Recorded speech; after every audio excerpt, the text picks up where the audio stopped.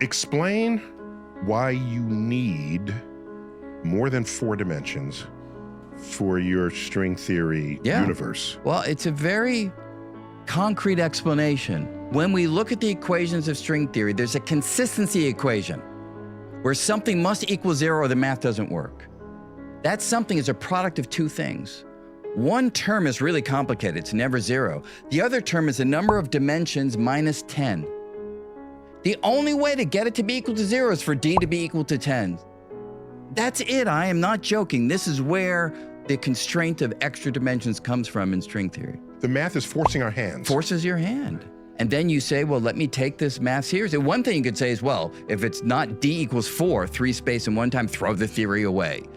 Others of us will say, hey, let's consider the possibility. Don't sell the universe short. Yeah, exactly. So why should these 3 dimensions of space be the only ones? Right. We only are aware of them because they're big enough that we can be directly aware of them with these really faulty sensors that we have. Right.